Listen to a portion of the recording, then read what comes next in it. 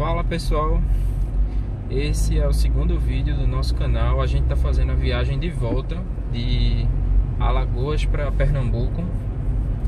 E aí no primeiro vídeo eu mostrei em alguns trechos sobre a economia do carro, etc e tal. E esse trecho eu vou aproveitar para fazer isso também, mostrar quanto que o carro está fazendo. A gente acabou de sair, então esse consumo médio aqui ainda não é real, mas aí quando a gente chegar lá a gente vai ter uma boa ideia. O carro está abastecido com gasolina. E assim, por que fazer esse vídeo, né? Tipo, acho que já tem 1 milhão de vídeos sobre o Polo por aí.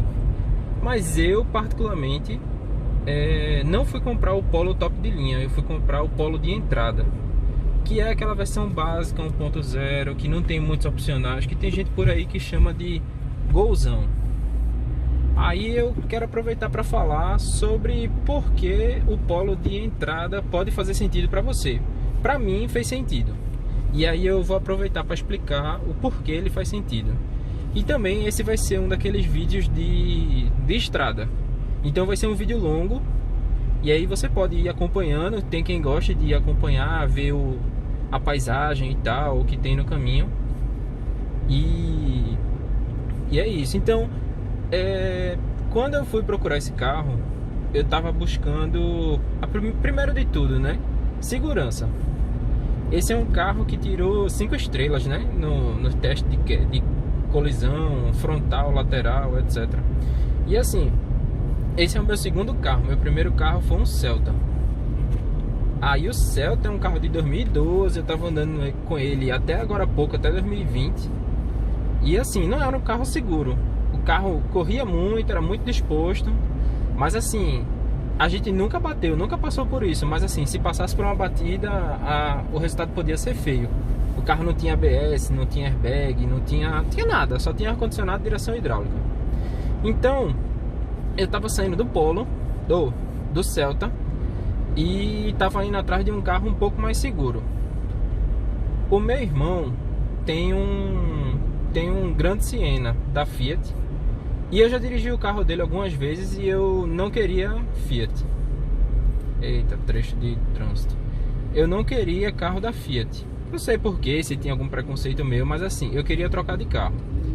Aí quando eu pensei em trocar de carro, aí eu vi o Polo e vi o Onix. E assim, na mesma faixa de preço, os dois basicamente tinham a mesma motorização. Porém, na mesma faixa de preço, o que eu levava para casa no Onix era muito mais opcionais do que o que eu tenho aqui no Polo. Por exemplo, por essa versão aqui no meu carro, no Onix eu levava partida por botão, carregador por indução, 6 airbags. Mas assim, por que que eu fui no Polo, né? Eu nem fiz test drive nesse carro, eu fiz um test drive no Onix. E eu gostei, achei legal no Onix, mas a minha sensação foi o seguinte: eu sou um cara meio receoso com o que pode acontecer, né? Eu costumo prever as coisas. E aí eu fiquei pensando, pô, o carro tem vários opcionais, beleza, mas a minha preocupação era que essas coisas dessem defeito, né? Por exemplo, é um carregador por indução, é um sensor disso, um sensor daquilo. E aí eu fiquei, pô, é muita coisinha que pode dar defeito lá na frente, que vai me dar dor de cabeça, e são coisas que eu vou me acostumar e vão fazer falta. Então assim, como eu tava saindo de um carro muito mais básico, que não tinha nada, eu optei pelo Polo. Por 2 motivos. Primeiro, eu gostei do carro, eu bati o olho e gostei do carro.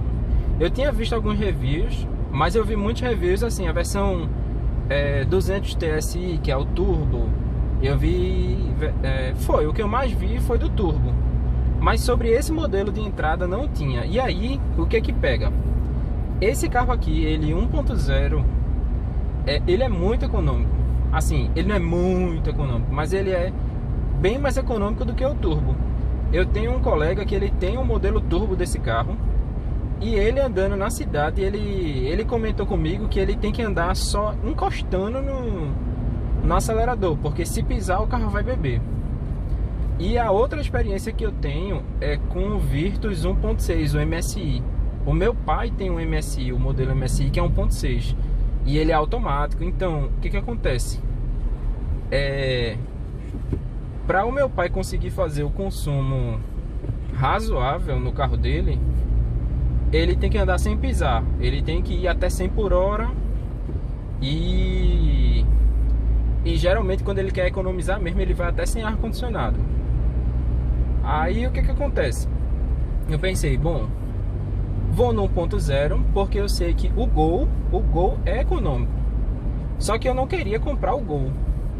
Eu tava saindo já de um carro básico da GM, que era o Celta. E o próximo carro seria, por exemplo, se eu fosse o próximo melhorzinho, seria o Onix. Só que o Onix hoje é o mais básico da GM. E hoje a Volkswagen nos mais básicos tem o Up e tem o Gol. E o Polo seria a terceira opção. E eu até pensei em pegar o Up. Só que entre o Up e o Polo, e eles estão basicamente o mesmo preço, eu preferi pegar o Polo, porque ele é um carro maior, eu consigo levar mais coisas e, na minha opinião, ia me atender melhor, né? É um carro maiorzinho, tudo bem que eu posso ter problema para encontrar vaga para estacionar, que não vai caber em tanto lugar, porque assim, com o Celta eu não sofria. O Celta eu estacionava em qualquer lugar. E por que também eu saí do Celta, né? O Celta, ele foi um carro que se acostumou na carreira, na pisada mesmo. Aí o que acontece? Eu tava andando com o carro na cidade e ele tava fazendo na gasolina 10 km por litro. Ele tem muita força? Tem. Assim, razoavelmente muita força ele tem. E foi isso. Ele tem razoavelmente força, eu considero até que é mais forte do que esse daqui. Mas aí o que aconteceu? Eu peguei um trecho de estrada com o Celta e eu fiz o experimento. Eu completei o tanque e fui a 80 km por hora, sem ar-condicionado, andando de boa mesmo, na gasolina. E o carro fez 10 km por litro. Aí eu fiquei achando estranho, né? Aí eu parei um pouco antes da metade do caminho, completei o tanque de novo, né? Aí fiz essa medição. E aí eu fiz o quê? Não, agora eu vou dando lapada. Aí fui no cacete, pisando a uns 160, 180 por hora, no ar-condicionado. E o carro fez os mesmos 10 km por hora. Aí eu fiquei, alguma coisa não tá certa, né? Aí juntou esse fator economia, que o carro não estava sendo econômico, com o fator segurança, né? Porque eu não ando sozinho no carro, eu ando com outras pessoas. Então eu pensei, bom, vou trocar de carro. Esse carro aqui, ele saiu por... Esse carro aqui saiu por 55 mil. Ele é um modelo 2019 e 2020, é a cabeça dupla que eles chamam. Aí o que acontece? Pelo que eu tenho usado o carro, o primeiro tanque foi de etanol. Eu tava andando somente na cidade. Essa é a primeira viagem com o carro. Então andando só com etanol na cidade, o tempo todo, 100% do tempo com ar-condicionado, o carro fez 9,5 km por litro de álcool. Então eu já achei uma melhora significativa, porque eu estava andando na gasolina e estava fazendo 10, e agora eu estava fazendo 9,5 no álcool. Então eu achei ele bem mais econômico, né? Aí essa é a primeira viagem que eu tô fazendo, né? O outro vídeo tem justamente eu vindo pra cá, pra Alagoas. E aí o carro tava fazendo, sei lá, 13, alguma coisa assim. Foi mais ou menos isso. Pronto, 13, né? A gente tá voltando agora. A gente andou muito dentro da cidade, devagarinho, carnaval e trânsito devagar, quase parando, e um monte de tempo com o carro ligado sem andar. E o carro tá aqui marcando 13,3 ainda. Isso é uma coisa que eu não ia conseguir fazer num carro 1.6 ou no carro 1.0 turbo. O Virtus 1.6, né, que é o que eu tenho acesso, ele, para fazer 13, eu tenho que estar na BR sem ar-condicionado e até 80 por hora.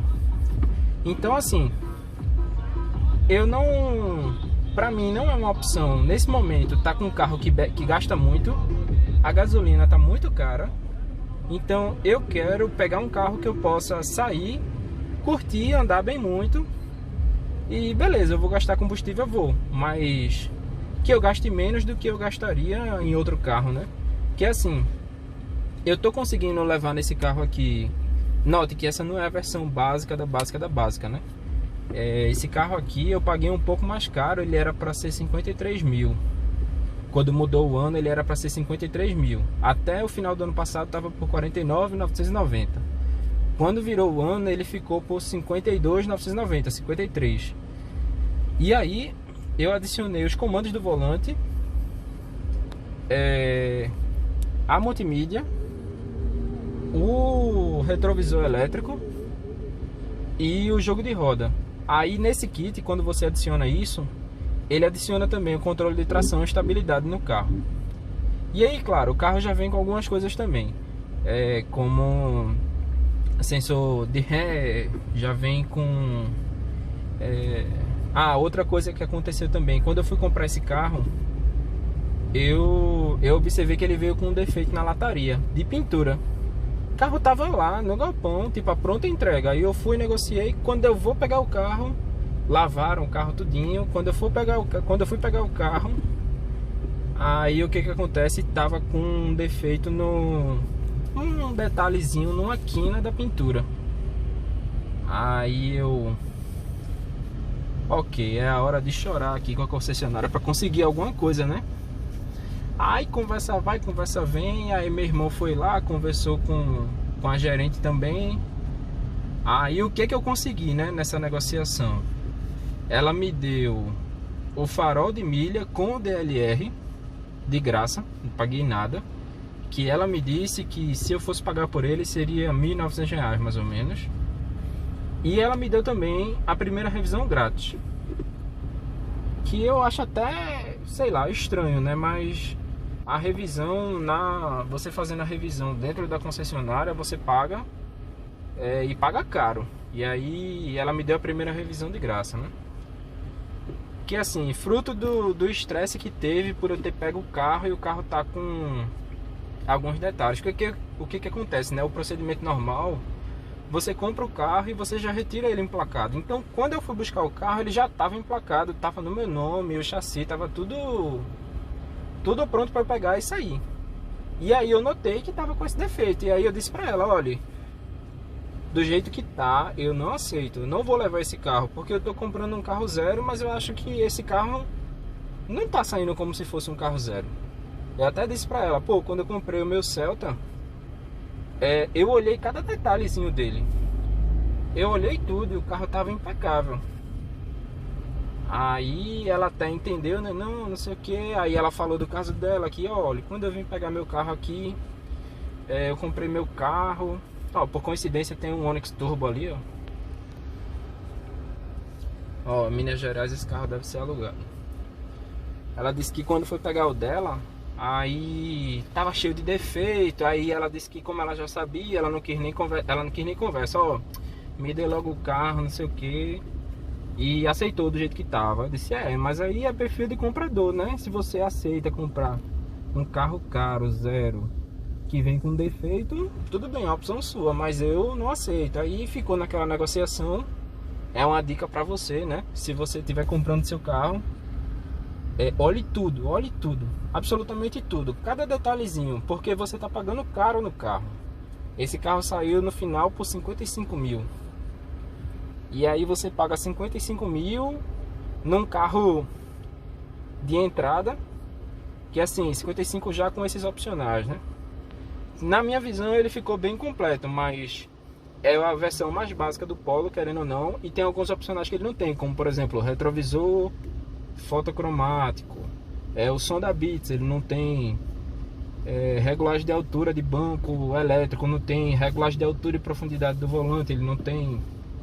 Então assim, você já está pagando por aquele produto. Então observe cada detalhezinho, porque se você achar alguma coisa que não está conforme suas expectativas ou conforme o combinado, você pode negociar para conseguir alguma coisa na concessionária, né? Então assim, se o que você hoje, voltando, né, para o título do vídeo, se o que você está procurando é segurança e você não está querendo gastar tanto com combustível, você quer ter uma certa economia de combustível, o Polo pode ser uma opção para você, pode ser a opção para você, porque assim, é um carro que se você levar até 5 pessoas, ele não vai te deixar na mão, vai caber todo mundo. É confortável. É confortável, não é como se você estivesse num Celta, que no Celta, se você botasse 4 pessoas, estava ok.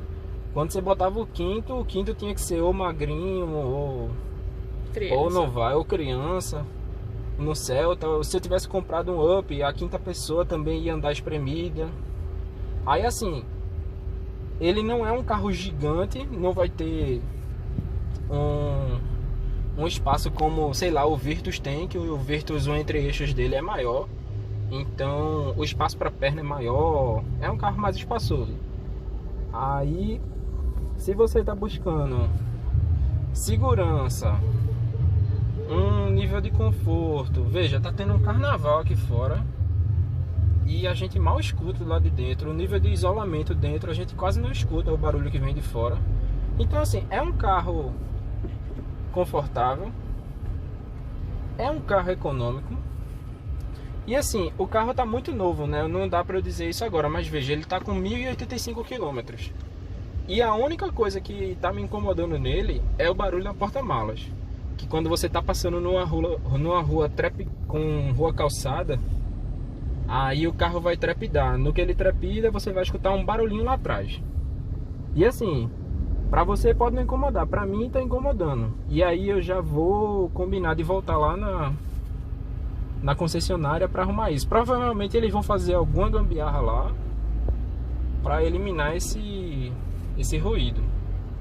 Mas assim, tirando isso, eu antes de comprar o carro, eu vi, né, os reviews, o pessoal falando do carro.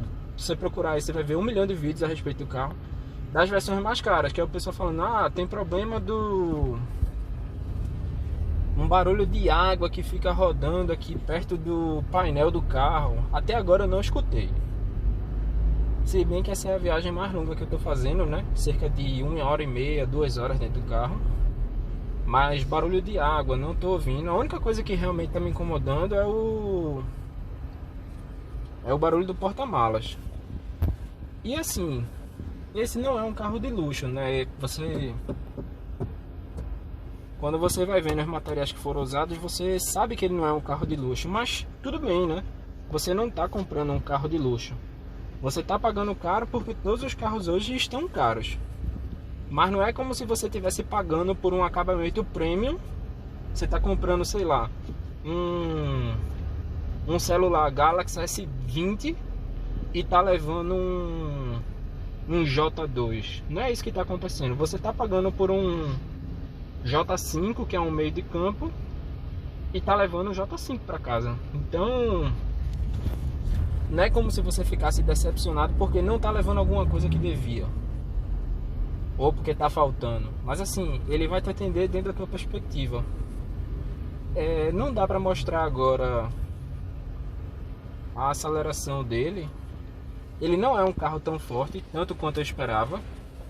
Assim, ele só vai desenvolver bem a partir de uns 3.000 RPM. E a partir disso eu acho que o carro já não fica mais tão econômico. Então se você quiser andar com o carro sempre numa faixa de potência para você pisar e ele responder, vai ser acima dos 3.000. Agora, tudo tem seu preço, né? O consumo vai ser maior do carro. E como você está levando um carro que é espaçoso, querendo ou não, ele não é um carro compacto como o Up. Ele não é um carro pequeno como o Celta. Então tudo isso custa peso. Pelo fato do carro ser mais pesado, ele fica mais lento. Obviamente o motor não vai render do mesmo jeito. Então não espere uma aceleração fantástica. Acho que a máxima velocidade que eu botei nesse carro foi 130 por aí. Ainda não tive a oportunidade de botar mais velocidade do que isso. Mas eu também sinto que esse carro não ande tanto mais do que isso. Eu acho que até os 160, 170 esse carro deve andar. Mas mais do que isso eu acho que não. Nesse quesito, por exemplo, o Celta anda muito mais do que esse carro, porque com o Celta eu já cheguei a botar 190 km por hora.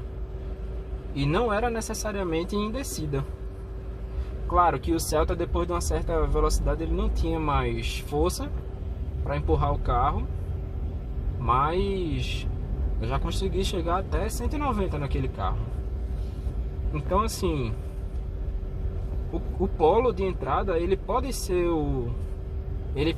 uma opção para você que está querendo economizar e ter um certo nível de conforto e segurança. Por causa desses pontos, né? Você pode pagar, sei lá, 2.000 a mais e colocar esses opcionais, e aí você tem praticamente tudo que você espera no carro. Ele tem vidro elétrico em todas as portas. Ah, um negócio muito legal que eu gosto nos carros hatch, eles têm um limpador traseiro. Então, pra mim, isso é um negócio bacana que o carro sedã não tem. A chave dele já é a chave de canivete, as duas. Aí, beleza, é uma coisa chata. Vai ter... Quando você utilizar uma das chaves, ela vai vir fazendo barulho, aquele clique. Um barulho sonoro, avisando que você está acionando uma das chaves. E a outra chave é silenciosa. Mas pelo menos as duas são de canivete, né? Você, por exemplo, se você fosse comprar um Gol ou um Up, uma das chaves seria canivete e a outra seria uma chave simples, uma chave bem comum que não tem os controles do alarme. Então assim, lembrando que esse vídeo é um vídeo sobre trecho longo, né? Pegando a estrada com o carro. Então de tempos em tempos eu vou mostrar como é que tá a autonomia. Vou até ver como é que tá agora. Ó, ele mesmo naquele trecho de trânsito pesado que a gente tava quase parado, o carro continua fazendo 13.3. A gente ainda não teve a oportunidade de andar legal. Acho que a gente só vai conseguir manter uma velocidade constante quando a gente sair da cidade de Maragogi, chegando em Pernambuco. Que por acaso é agora. A gente já está passando pela placa de bem-vindo a Pernambuco. Então talvez o trânsito dê uma melhorada. Mas assim, a gente está andando no ar-condicionado o tempo todo. A gente não está necessariamente fazendo uma condução econômica. De vez em quando, ó, o ar-condicionado gela legal. De vez em quando minha namorada até diminui aqui, porque tá forte. Geralmente eu ando com ele no 2 e à noite no 1. E aí chega momentos que a gente tira do 2 pro 1 de dia mesmo, porque já tá gelado o suficiente. E assim, eu não tô necessariamente fazendo uma condução econômica. Como o carro é um carro 1000, de vez em quando o que eu faço? Eu vou fazer uma ultrapassagem, aí eu reduzo a marcha e piso fundo. Aí já cheguei a botar 120 de terceira, mais ou menos. Uns 100, 120 de terceira. Então nessas condições de, por exemplo, reduzir a marcha até os 120 de terceira, o carro responde bem. Então você não fica na mão porque o carro decepcionou. Então se você quiser manter uma direção mais esperta, você consegue. Agora claro, você vai pagar o preço, né, no combustível, porque o seu carro é mais pesado e porque o seu modo de condução é mais exigente.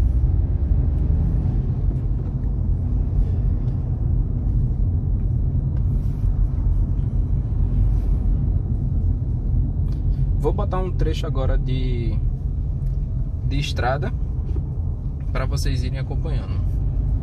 E aí qualquer coisa a gente vai conversando aí.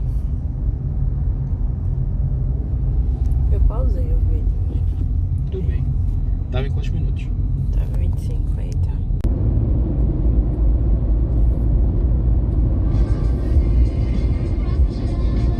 Pode deixar com música mesmo. Pode deixar baixinho.